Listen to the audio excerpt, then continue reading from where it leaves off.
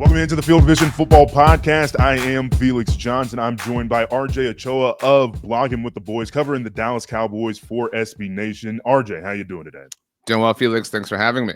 Absolutely. Now, talking Cowboys, everybody loves to talk about the Cowboys. I'm a Kansas City Chiefs fan, but I do have a little bit of feeling for the Cowboys. I like Dak Prescott. Jerry Jones is fun to laugh at, but that's a problem when he's making every consequential decision for your team. And we talk about how they take forever to sign different guys, and they've been drafting well. That's the craziest part about it to me throughout all of their dysfunction is that they're a pretty good drafting team over the last few years. Micah Parsons, CeeDee Lamb, these are still guys that are coming up into the NFL. So this time of year is such a strange one to be a Cowboys fan or somebody who covers the Cowboys, because it's like they'll probably get somebody interesting that can be a contributor next year, but also Jerry Jones. So where do you find yourself in that spectrum? I think to understand the modern Cowboys fan, you have to accept that they're like the people that you see in like the Facebook memes that your uncle sends you or whatever, like those aren't real people, like I mean, they are, but like the average intellectual is not like we them boys and this is our year. Like I think most Cowboys fans have accepted that, we're in the desert and there's no, sign of any water resource anywhere. And a really important sort of inflection point in that was the Packers playoff loss last year. Mm-hmm. And the Cowboys ended that game as the 2 seed. They were the first 2 seed to ever lose to a wild card team. Obviously, that's not been possible for far too long at this point, but still.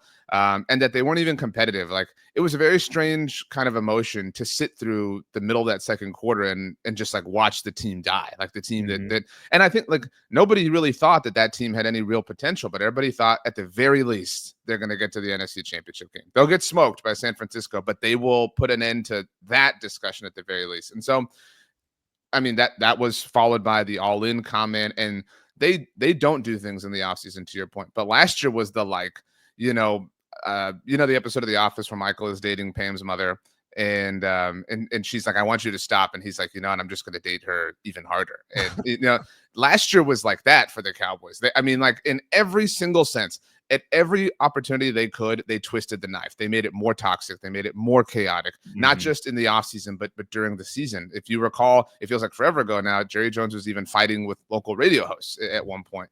And so I do think that most people have just sort of reached this, I'm in the mud, nothing you can do hurts me anymore, which is why this offseason has kind of felt like a breath of fresh air. They have been very busy from a transactional perspective. Players like Jack Sanborn are interesting and I think, have people kind of feeling a certain way. But the Brian Schottenheimer hire, was very chaotic in and of itself. That was maybe the end of the tunnel of dysfunction. But ever since then, as far as what he has said, Brian Schottenheimer has kind of, looked the part. And I will say that, you and I were talking on the heels of the Cowboys trading for Joe Milton. They have been remarkably efficient. I'm not saying that they are Howie Roseman and the Eagles front office, but they're doing things and acting like a normal NFL front office. They, are at least adults who have properly put on pants in the morning. And so I think expectations are extraordinarily low.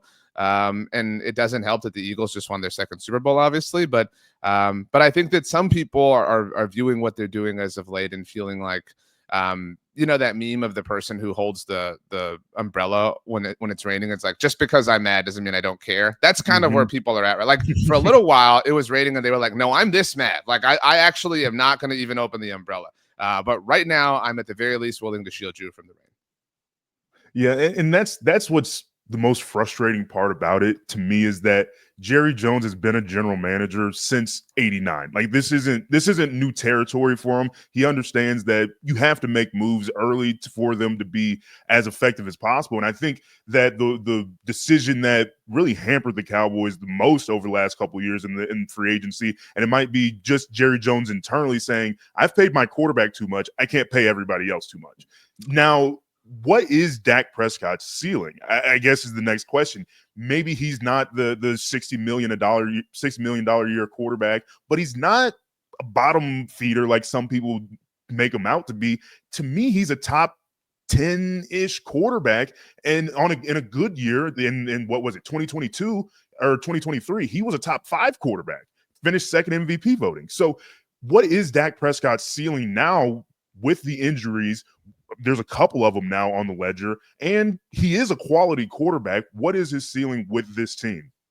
Yeah, I agree with you. Obviously, that the 23 was his best year to date, and I think it's fair to say that he'll never return to that. Just the same way we said, as a society, that Jalen Hurts would never return to that 2022 form. Right? Like you can't fly that close to the sun that often. But I'm with you that when Dak is in nirvana, he is easily a top 10 quarterback. Mm-hmm. It's strange and maybe speaks to the kind of level of the NFC. But quickly before I finish this answer, where would you rank Dak in the NFC? Like I'd imagine that maybe people would put Jalen Hurts above him. That's a weird discussion because of how people feel about him. Because of the Super Bowl. Yeah, now he's got that. And so you lose the average sports bar debate in that sense. But Jared Goff is kind of an interesting debate. You can go back and forth with the mouth breathers and things like that. Right.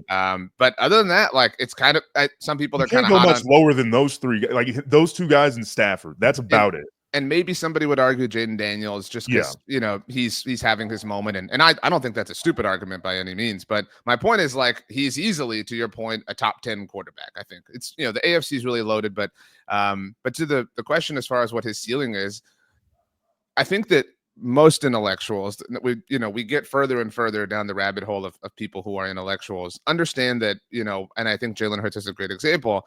Dak can't do it alone. I mean, and I don't mean to sit here and defend and cope or whatever, but I mean, his rosters have not been of proper value. I mean, you obviously mentioned the chaotic nature with which they negotiated with him. The same thing happened to CeeDee Lamb. And unlike Dak, CeeDee chose to hold out last year. We can bicker about how much that helped or impacted or whatever the case may be, but Dak has never had a proper running mate for CeeDee Lamb in terms of when CeeDee has been this alpha. They obviously had Amari Cooper in tow for a little while before trading him away, but that kind of speaks to how haphazardly they've approached this from the very, very, very beginning of Dak Prescott's career back in 2016. They obviously had Tony Romo on the books, but they designated Tony Romo a post-June 1st cut in 2017. So they really hindered the 4-year rookie contract window that Dak Prescott was. And he wasn't a rookie contract window the way that Jaden Daniels is. He was pennies upon pennies on the dollar as a 4th-round pick.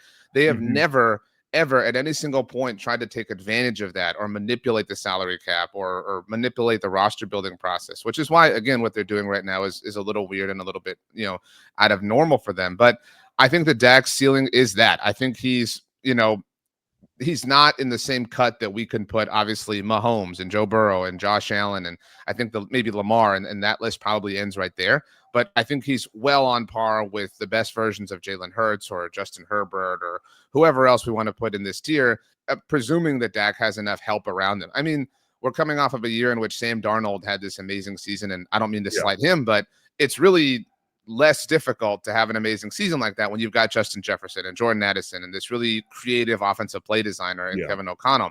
And Dak just hasn't had those kind of NOS boosts working to his benefit the way other quarterbacks have. Well, and that's the interesting part, and this is probably more a bigger quarterback conversation where it's we'll have the conversation with Patrick Mahomes. He's the greatest quarterback we've ever seen. He doesn't need any help. But then the Super Bowl happens. They need a run game. They need some receivers. They need all these different things. And then you get into the side of Sam Darnold or Jared Goff over the last couple of years where it's they're pretty good quarterbacks or have certain talents, but it's about Amon-Ra St. Brown. It's about all the guys around them. So what is that middle ground? And I think Dak Prescott is that middle ground where he's really good with the run game. He's really good with receivers, and you can really maximize him there. But when he doesn't have that, your team is going to suffer because he's just not that guy. I mean, and that doesn't mean he's necessarily a bad quarterback. That's just how quarterbacks are these days because most of them are that. I mean, there's only one Patrick Mahomes, one Josh Allen, one Lamar Jackson, and then everybody else. To me, there's probably a few more distinctions that you could make, but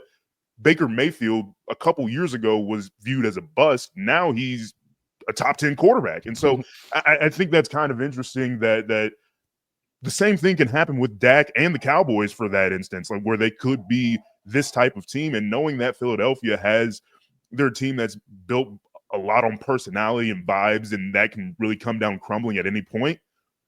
This can get back rolling next year, as early as next year. And if the Eagles do take a step back and aren't as good as they were last year, it's a possibility. Yeah, and I think that the most difficult thing plaguing the team at this point is kind of the shadow that they live in. And it sounds crazy to say, but you know, I don't, you know, we were talking before we started recording and you know, how much we kind of just focus on football. I don't know if you follow baseball at all. But like Yankees fans are all pissed off because they have this like super massive drought. They haven't won the World Series since 2009. It's been 16 years. That drought was born 14 years after the Cowboys, you know, drought began. Like, you know, like this is a different kind of burden, you know, to wear the only team I think that can come kind of close is maybe the New York Knicks. And that's a little bit, you know, different. And some of it's just the market. But I mean, this team really lives in a shadow. And for the most part, I've long thought that Dak really was Frodo, like the right person to deliver the ring to Mordor. I like that. Yeah, I mean that's kind of I don't know that Tony Romo ever had that. Like he flashed, you know, personality traits is kind of what I'm talking about. Dak is that dude. Like we all knew the cup in the trash when he didn't need to. Colin Cowherd lost his mind for a week on that. Like we've all known a guy or someone who like was just really good at everything, like in high school, like who, you know, picked up a basketball and was just awesome, who everybody liked, who just, you know, had this natural energy about them. And that's who Dak is. And everybody loves to talk about his leadership. And you mentioned the Eagles, and I don't mean to compare Dak to Jalen Hurts, but that's like a thing that people have knocked on Hurts for forever. It's like he's not the rah guy, and that's not who Dak is, to be clear.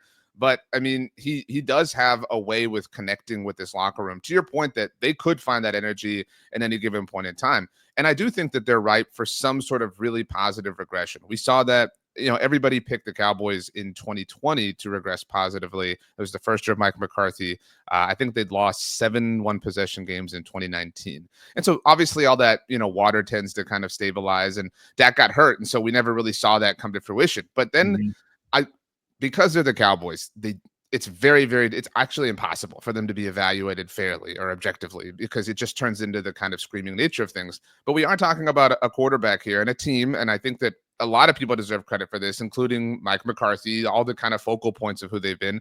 They went to the playoffs 3 years in a row from 2021 through 2023, and they went to the divisional round of the playoffs in 2022. And I mean, Dak and the Cowboys get zero credit for beating the Bucks and Tom Brady, and they were just under 500 and all this crap. I mean, and we also sit here and we say, man, these 49ers teams, obviously this isn't, you know, fair to say right now, but in the past, like this is this juggernaut. This is this would-be dynasty, if not for Patrick Mahomes and the Chiefs existing.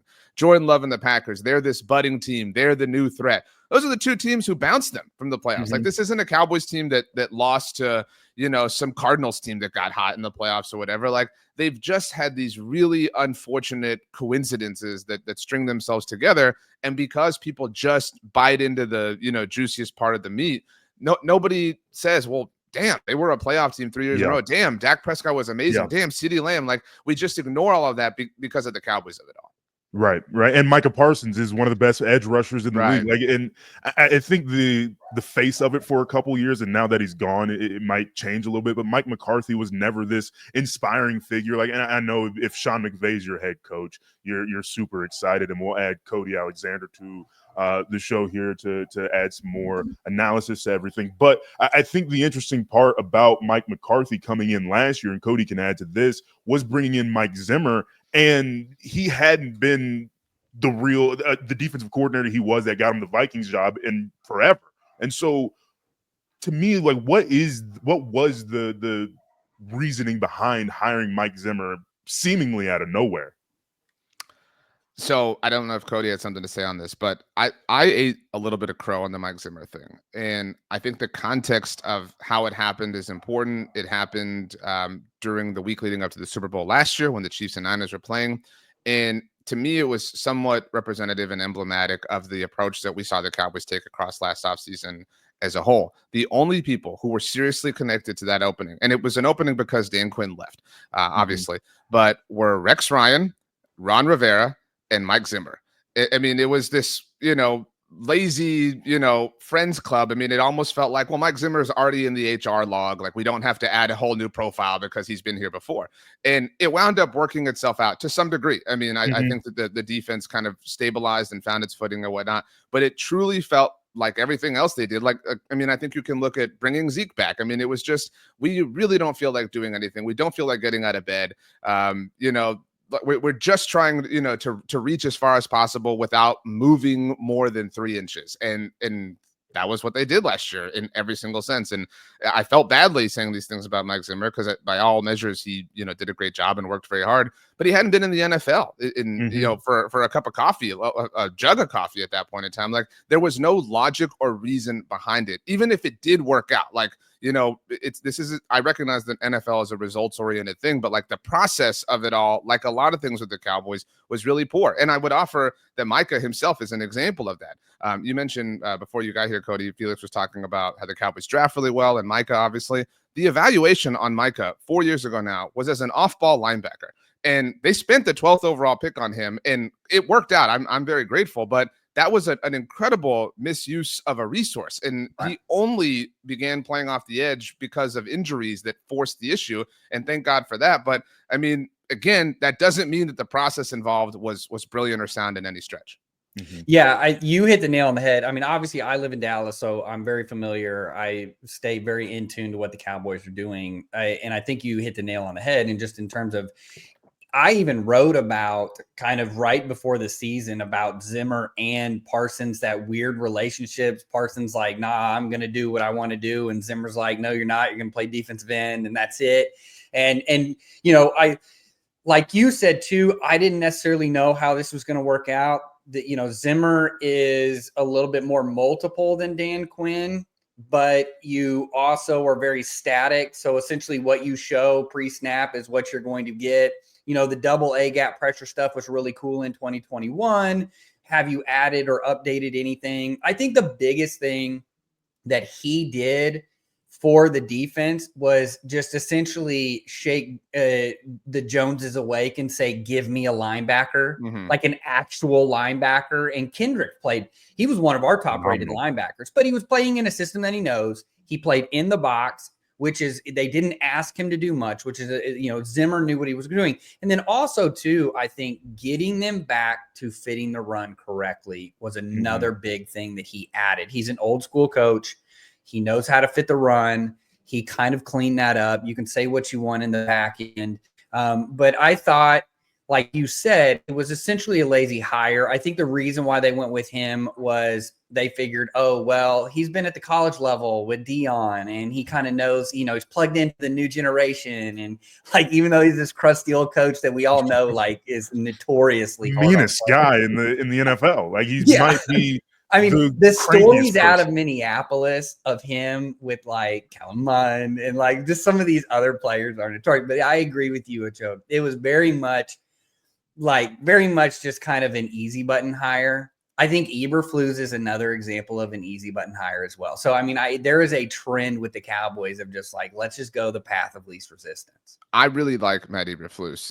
And I think there was this great piece that Robert Mays wrote in The Ringer several years back about the relationship he had with Sean Lee. And so I'm very in on that. But to your point, and I guess somewhat to my point, it was reported, I think it was Todd Archer of ESPN, that Eberflus was going to be the defensive coordinator, even if Kellen Moore had gotten the job.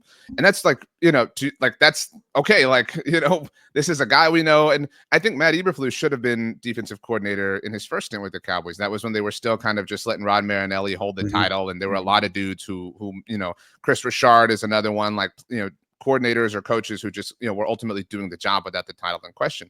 And the Kendricks thing, I acknowledge that he played well, and I know you all thought highly of him, but that was not only an easy hire, that was just, it was beyond lazy. It was so lazy that if you recall, the day the Cowboys signed him, the morning before he had agreed to terms with the 49ers. It was like at 7 a.m., that was the report. And then by 6 p.m., he had pulled an about face to join the Cowboys. So nothing they did last year in any sense was creative or bold or ambitious or involved standing up off of the couch. It was like the robots in WALL-E just living and floating on those machines and trying to do the most minimal amount of work possible.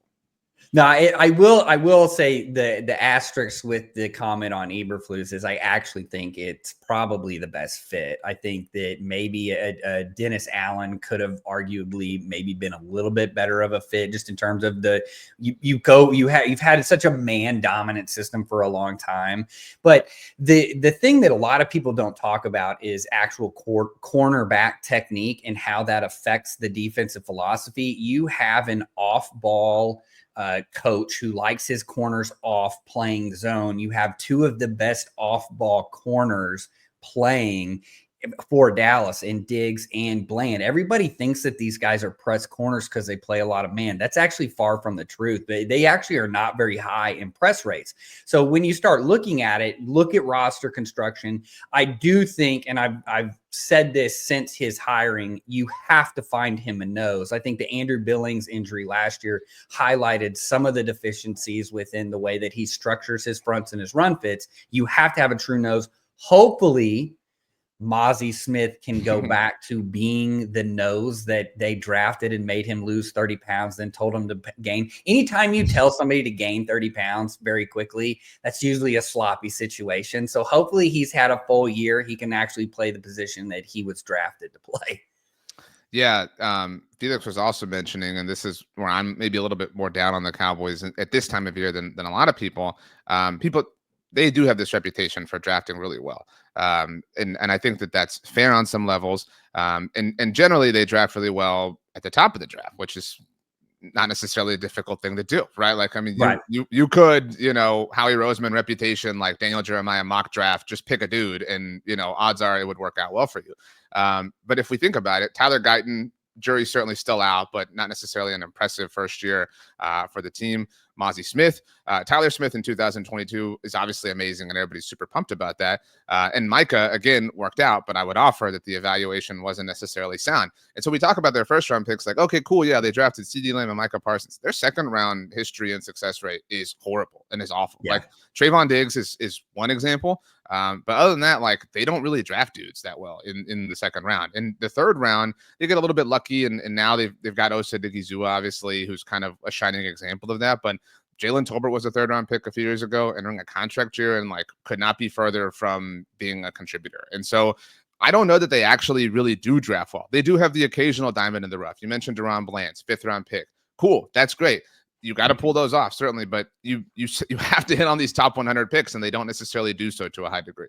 No, I totally agree with you, and I'll let you go, Felix. But I agree with you, like in the sense, even like I even go back to like the Deuce Vaughn draft pick. That was literally for TV, alone, dude. You gotta leave my boy Deuce alone. Look, I like the kid. He was great. He's a K-State guy. I know. Like you're in the state of Kansas, but like that was purely for TV. And I think when you run your system like that, that's not conducive to winning long term. Look, I'm really jaded about the Cowboys. Like, if that isn't obvious, like I really feel like, like I think it's part yeah, like I really feel capable of seeing, the forest through the trees. But I mean, like, we all obviously are emotional and whatnot. So like, even I in that moment was just like, do it. Like it was so cool. It was totally worth the moment. Yeah. But fine. If you want to spend a 6th round pick for a moment, that's great. But it's these other decisions that you're making for a moment that are costing you. And so that is the disposition behind them. There was, I don't know if either of you saw the trailer for the whatever, I don't know when it's coming out, the Netflix series that's about Jerry and the latest one. And there's a line that Jerry has in the trailer where he says, it's about more than football games. And it's like, dude, you're really saying the quiet part, not only out loud, but proudly out loud. Like it's it is so much more about, things other than football. And again, I'm fine with that. If you want to draft Deuce Vaughn and have his dad call him, great, put that on Good Morning America. But as far as like actual processes, contracts, being forward thinking, you've got to kind of adopt some modern philosophies. At least they did it in the 6th round. The Chiefs did it in the 1st round with Felix and Uzomah. It's like, draft the Kansas City kid in Kansas City to the Kansas City team. Let's just waste our 1st round pick, whatever.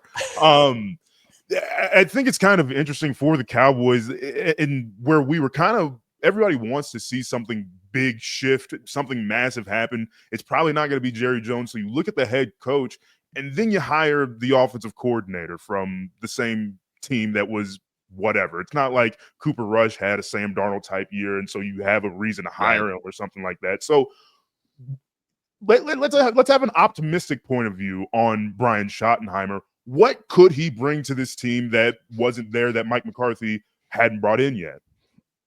I think if anything, it's really difficult because it's not like, I mean, to your point, Schottenheimer was calling offenses even 5 years ago. Like, I mean, we're reaching like deep into the well to find. I know he obviously had his time in Seattle, but like, I think most of the assessment and analysis has come from his time with the New York Jets in the early 2010s. Years ago.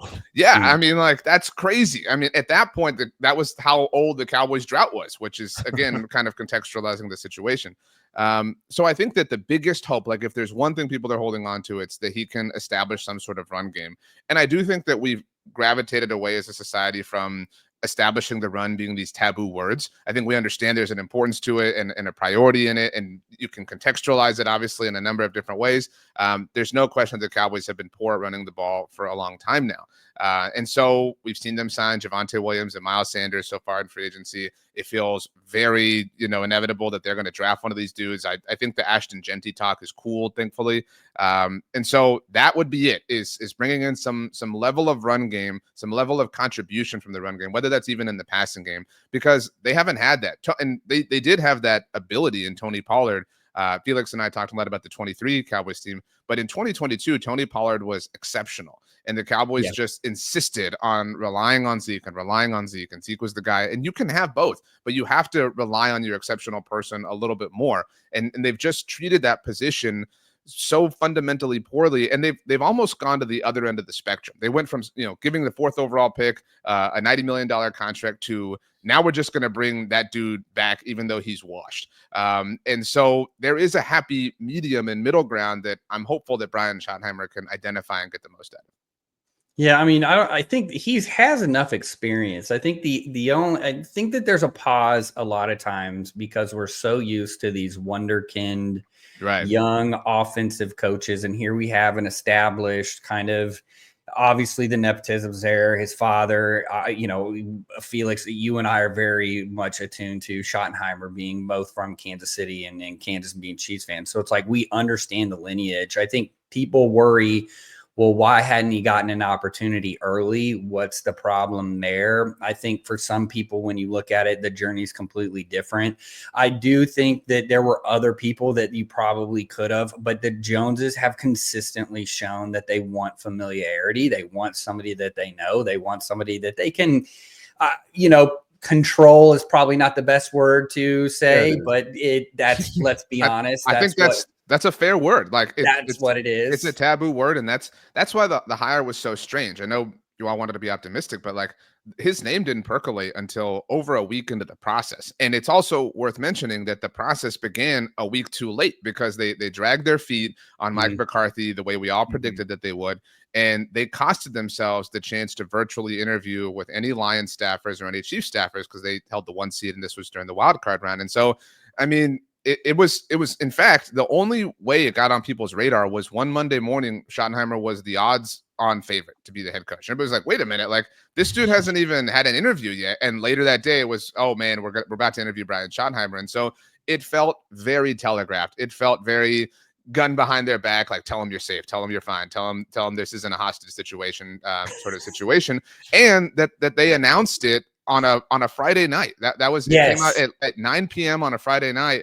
I was so pissed off. I mean, my wife and I were watching TV, and I had to do all this stuff, and it felt like the worst qualities of what we think of the Cowboys really embodying themselves in a move. I think that what it reminds me of is like the late Al Davis days with the Raiders, of but Davis was, Davis obviously had been around football, but you kind of get this of like, we're gonna go. I want stability. I want somebody that I know. But then like where Davis was obviously different was like, if you ran a 4-2, you were obviously going to be a first round draft pick for them. So like that was a little bit different. But I do think that like you see this where we've gotten to the point where we don't want to do anything different. I don't want to change. I don't want to do maybe rock the boat or bring somebody in where I have to relinquish control. That's why I always thought the Bill Belichick hire to Dallas was always crazy. That was never going to happen. Are you kidding me? Bill Belichick would have came in and been like, hey, your office is over there. I don't want to ever see you unless you're writing checks. Like, don't come by me. And you know as well as I do, that ain't happening in Dallas. So it's like I always thought, again, like you said, this is, hey, we're going to do the song and dance. We're going to wait too long. Then he's going to have all the leverage. And then we're just not going to pay a coach. We'll pay a player, but we're not going to pay a coach. And then, okay, well, what's our backup plan? Well, we got a guy here. He's got an NFL name. Let's just give him a head coaching job. I mean, you just described like if Belichick ends up in Dallas, your office is over there. Well, what was the early 90s for the Cowboys? They won Super Bowls and Jerry's office was over there. So right. it wouldn't work, but it would work. I mean, it would work. It would work, but it would just not work because exactly. Those two would be going at it all the time. It would be one of those where like you could see success within 2 years and then Belichick basically parlaying that into, I'm going to find a way to get fired. And then I'm going to go either right off into the sunset or I'm going to go somewhere else. Yeah, I mean, it's very clear that it has to be done. That winning the Super Bowl isn't enough for Jerry Jones. It has to be done his way. I think that's like that. You can apply that to anything. Like there's not even enough data. There's just like the environment, like air, gravity is proof of this at this point in time. The way he put Jimmy Johnson in the Ring of Honor was just like, oh, I don't want to do it in this big way. I want to do it my way. Like as soon as I'm ready and I'm comfortable, that's how I know what I said. I said what I said, but like it's going to be this way. And so that's how they roll. Like you just have to accept that. And I again, before you got here, Cody, Felix and I were talking, I was saying that the 23 wild card loss to Green Bay, I think really broke people. I think really kind of, I don't know if either of you are familiar with How I Met Your Mother. There's an episode where they talk about how when you learn an annoying quality about somebody, there's that like the proverbial glass breaks in your head. It's like, oh, this person, smacks their gum, and then you can never not hear them smacking their gum. And so that is kind of now. Yeah, exactly. And so that's the 23 wild card loss to Green Bay broke people in that way. And people sign up for this and understand like, hey, look, I'm going to give my Sundays to this, but it's purely an entertainment thing. Like I'm not going to let this really emotionally affect me anymore. And we're only 1 year into this kind of like, glass broken world. But I was in New Orleans for the Super Bowl, and the entire week just kind of talking to people on the internet.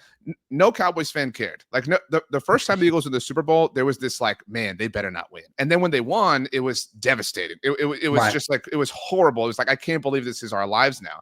And now it's just like, whatever, they want another. That's fine. Like, oh, Jalen Hurts has this. And now we can't argue with Eagles fans about Dak being better than him. Like, it doesn't matter. Like, this is just it. It's like, oh, we've all accepted the Game of Thrones ended poorly. And it just is what it is. Like, that's kind of how people feel about the Cowboys at this point. No, 100%. And it exacerbates the problem and really just kind of the apathy when you have the Commanders. I think everybody sees the writing on the wall there. That's going to be successful. That's probably not going away. The Giants, I actually think the Giants are really a quarterback away from being a very dangerous team. The defense is already there. There's a couple of spots, if they don't mess it up, which they probably will because it's New York, but like there's even a scenario where they can make the playoffs. So I think like everybody's staring down and it's like, yeah, this is not going to be great. I'm going to watch the Cowboys because that's my team, but I'm not going to sit here and get super invested in it. No, and I think you mentioned Washington and New York, and what is interesting about them, like we can sit here and throw endless flowers at the Eagles and their operation, but the catalyst for Washington was obviously an ownership change, right? And that kind of speaks for itself. Even New York, which is among the most Tiffany brand NFL franchise you can have.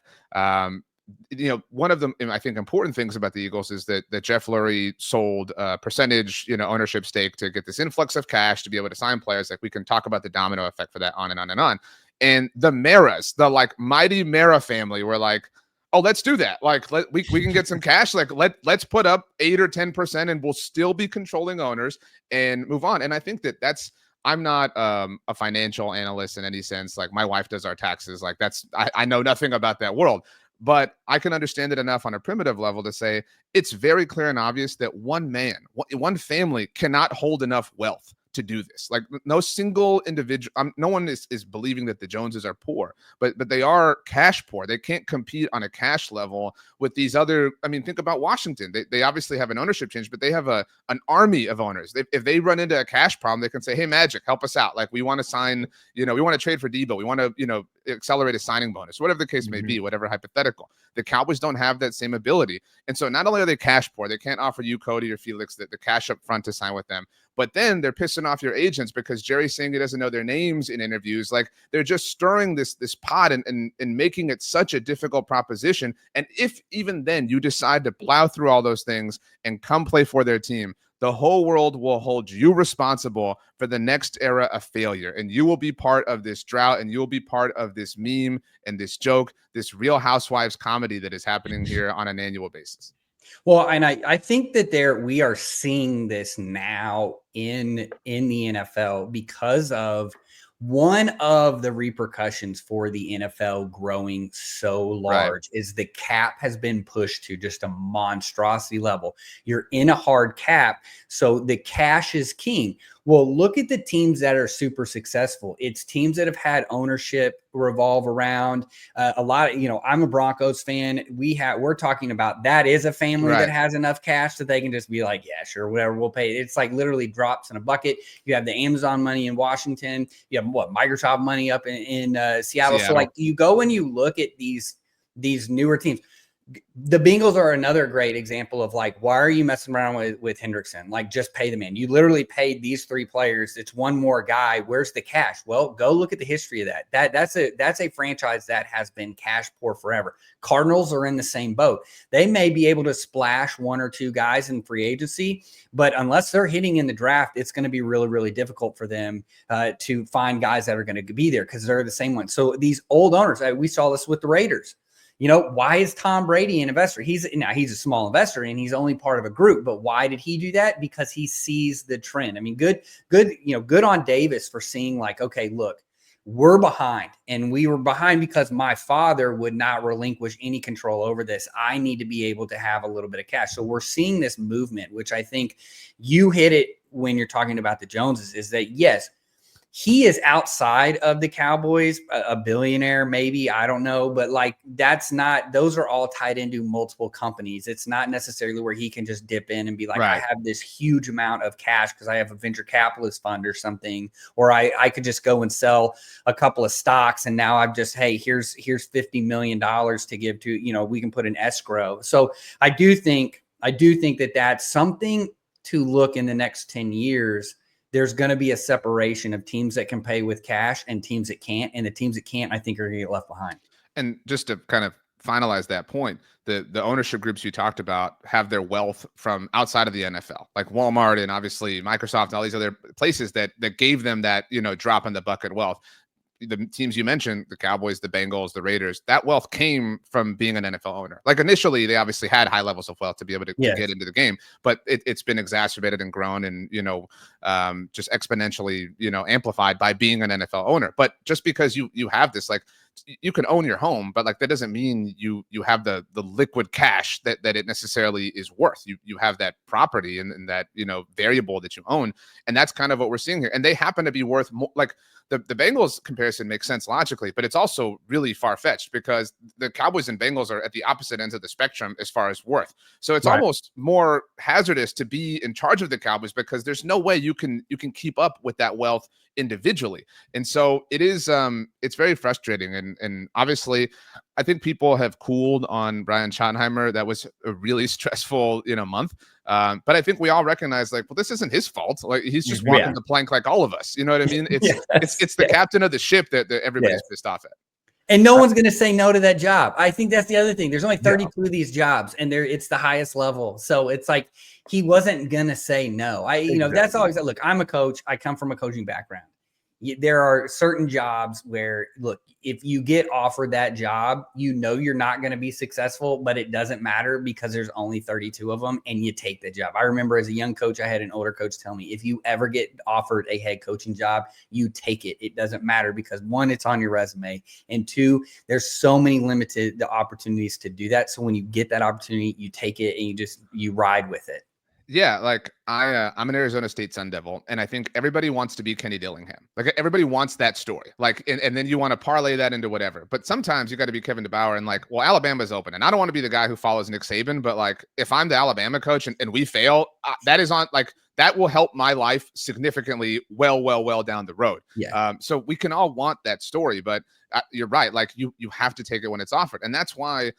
We didn't even mention this in the Schottenheimer process. If they had hired Jason Witten, he would have taken the job. And people in that chaos, people were like, oh, if Witten had any self-respect, he would say, withdraw my name from consideration. But it's like, what did you talk? The guy's coaching private high school football right now. Like, No. if he gets offered this job, he's taking it and he's telling us he's the perfect guy for it. And on some level, that's true because he believes that. And I don't fault him for believing that. But it was, I mean, like, think about that for a real second.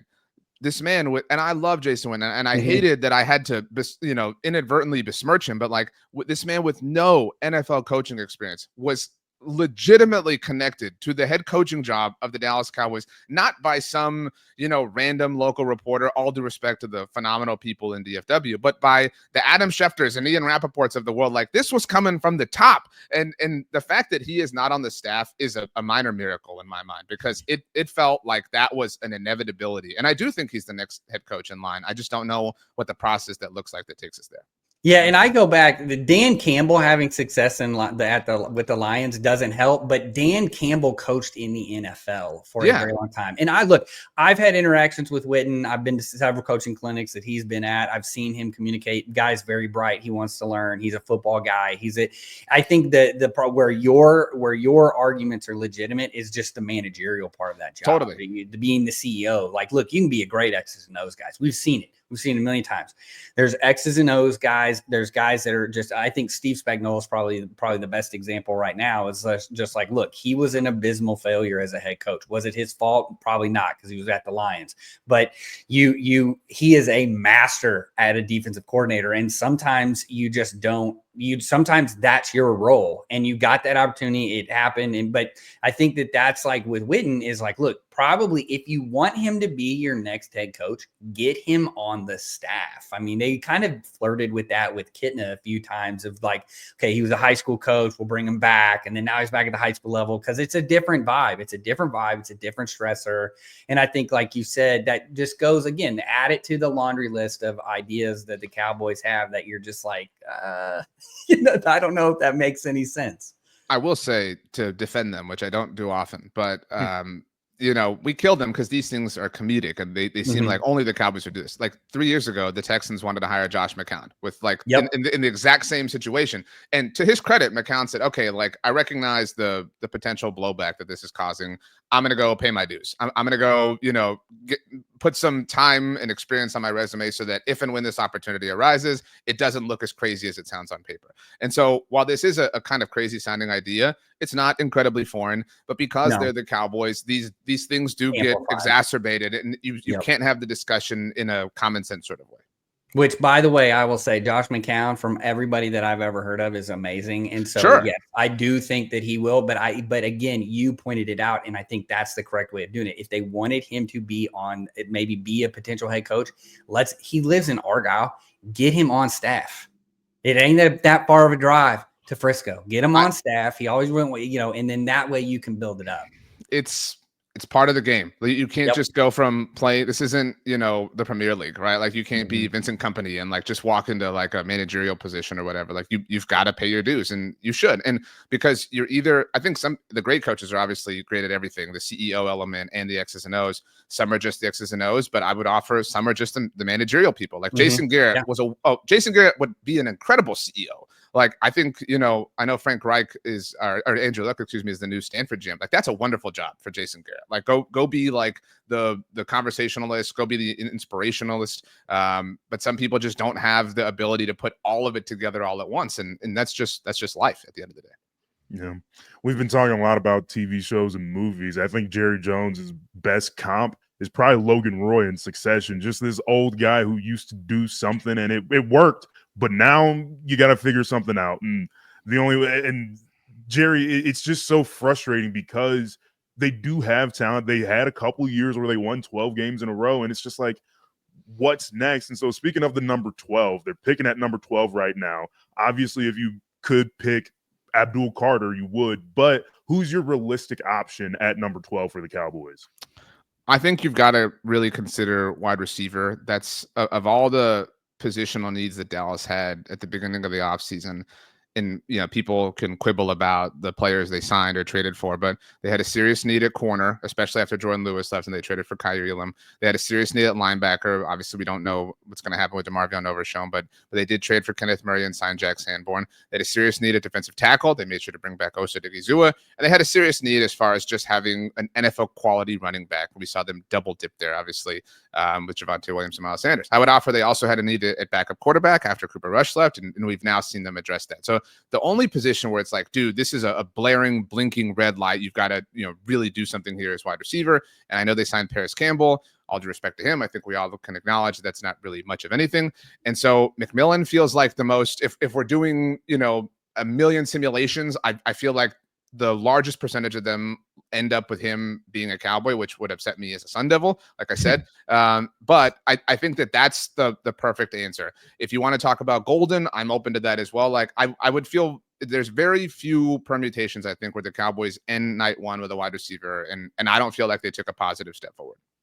Yeah, I think you're good too with that. I think if you can have a guy that you can I think McMillan's probably the best fit. And just because his comp to me is like Drake London. Like Drake, he's an outside possession receiver which allows you then to take CD and move them all around. Because we know like CD can play slot, he can play outside, but he's really, really dangerous in the slot because it's very hard to defend him. He's a top 5 receiver in the league. There's no argument about that. You put a top 5 receiver inside, now you're saying safeties and nickels now have to defend him. It's really hard on defenses. If you can have an outside guy established, and we kind of understand the offense, I don't think is going to change that much. I think, yes, there will be more established run mentality, but it's going to be a lot of slant routes, a lot of hitches. And what does really good in those situations? Possession receivers. Let him go play basketball. He's a big body. I'm not worried about his 40 time at all, just because he's huge. I mean, Drake London had 1,000 yards this year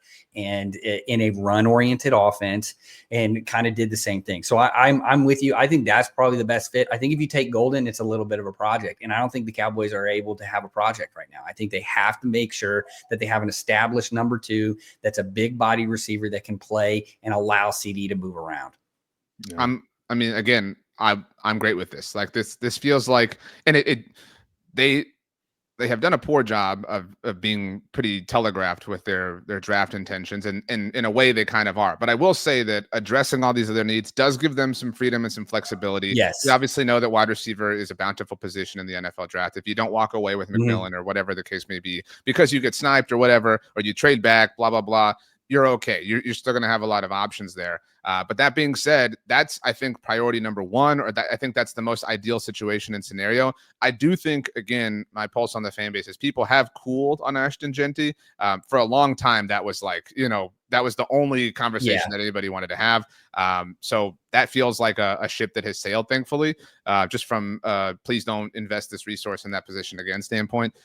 So yeah, I these are dangerous and reckless words, but I can't find a way that they will upset most people during the first round at the very least. I do think the one scenario I could see happening is, let's say McMillan's not there at 12, or they just, for whatever reason, they don't want to pull the trigger. And so they may trade back, maybe like, let's say 15, 16, kind of in that high teen area. That's where I think you got to go interior defensive line. That's normally where they're going to be taken. I think the kid from Michigan's probably going to fall a little bit. So even if it's at 12 and you have a chance to get somebody to rotational with Mozzie Smith, I don't think that's also another pick that you could walk away with. Because like you said, you can go get a receiver in the 2nd and 3rd round that can end up being playing. You just got to make sure you're doing your homework. Yeah, I think that's well said. Although Cowboys fans do have a bit of trigger for Michigan defensive line. Yes, there are some other options. Other options. So you don't have to take the kid from Michigan, the Mason Graham kid. But it's like I do think that you have to be able to have that interior play. I think what you're going to be able to get with Parsons and then who's the kid that they just brought back? I'm blanking on it. They brought Dante Fowler back. Yeah, Fowler back. I know it's going to be a rotation. Yeah. They got the 2 young kids that they really like. So I think you have that rotational. You know, Mike is going to be there. You have your quick 3 and Odighi's do it. You got to figure out the nose. If you do that, you have your linebacker. I actually think the defense is going to be really, really good under Eberflus in year 1 if you can get that interior defensive line play, which I think then helps you when you have a run-oriented offense and you're trying to wean in a number 2 receiver that you have. That's a high draft pick. Yeah, I think that's all really well said. Absolutely. RJ, I'll go ahead and let you plug anything that you may have, and then we'll let you get on your way. bloggingtheboys.com obviously is where we live and operate 24/7, 365. Love talking about the Cowboys. Like, I mean, you got to be like really sick about a team to still be this interested. Yes. And so that's how you can trust that, you know, we know what we're talking about. I'm RJ Ochoa on any level of social media except for TikTok. Somebody had that, so I had to go with RJ.Ochoa. So yeah, bummer for me. But other than that, really appreciate hanging out with you guys. I'm a big fan. And so you guys are really making a name for yourselves, and I'm excited to see what you do in 2025. I do know that in week 1, I'm just following 100% of what you guys list, because that week 1 last year, it was amazing. Stupid. I mean, it was unbelievable. So that's priority number 1 for me. I appreciate it. Absolutely. We'll have to do a separate podcast talking about all of our favorite TV shows and movies at some point too, because that's all we do other than watch football. When there's no football to watch, you got to watch other things. Exactly. Except for How I Met Your Mother. I know I referenced it, but the ending just kind of ruined it all. So see, we can do this. We can do this all over again. I'm glad. RJ, we really appreciate your time. Yes, Cody. thank you for coming on. Cody, as always, follow us on X at fieldvisionmi, on Instagram at fieldvisionsports, and we'll see you next week.